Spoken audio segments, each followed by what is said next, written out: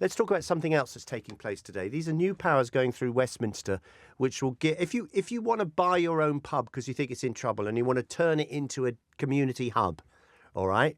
So that it's like a leisure venue, it's a football club, okay? You're going to get the chance as part of this new bill called the English Devolution and Community Empowerment Bill. It's all about having pride in your country and your area, etc., and helping pubs out at the same time. It's being argued for by the Co-operative Party. Caitlin Prowle joins us. Just tell us very quickly, what is the Co-operative Party, Caitlin? Good morning, Ian. The Co-operative Party, we're the political party of the cooperative movement. So we work on things like community power, community ownership, cooperative business models that are owned by members. And we work with the Labour Party in government to deliver that, and this bill's part of that. Okay, so tell us why you think getting local communities or giving them the ability to buy their own pub would be a good thing. Yeah, so I think your listeners will have places in their community, right, that really mean something to them. So you mentioned local pubs, football clubs, community centres where they might go with their kids. They're the places that sort of make up the place that you're from, right? But there are also places that have really disappeared over the last kind of 15 years, especially in working class areas, stripped away, sold off, kind of boarded up. And so this is about bringing those places back, basically. So as you said in your introduction there, massive boost to community ownership, 12-month period for communities to have a first right of refusal to say, yeah, we want to buy this, we're going to raise the money to buy this.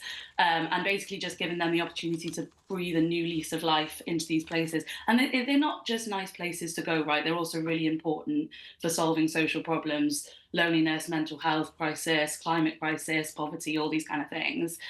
We want to use this bill to kind of really rebuild that social infrastructure from the ground up, but also put the power of ownership into community groups' hands rather than your sort of distant shareholders who aren't necessarily going to run that asset in Would, local people's interests. would this scheme be backed up with government money? If people want to buy a pub, it's going to cost a bit, isn't it?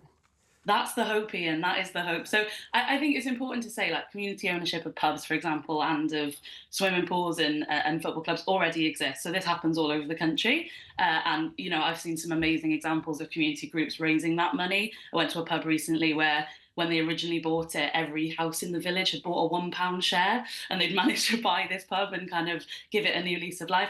But yeah, you know, in an ideal world, we'd absolutely want to see this backed up with funding so that people can bid for grants, help to kind of bring this asset back to life. But for the first instance, it's about getting the powers through to make sure that people have the right to do it in the first place. All right. Would it provide more local jobs, do you think? I think it would, yeah, because, you know, every time an asset closes, whether it's a youth club or a local pub or a community centre, people work there, right? And it's not just that people work there, people rely on it for really valuable services. You know, there's a really big bit in this bill about sports assets in particular. We know how important those are for mental and physical health, as well as all the sort of social benefits that we talked about as well. So local jobs are absolutely part of it. But it's also about thinking that people have the right to places to go in their community. And in so many places, that's just totally disappeared.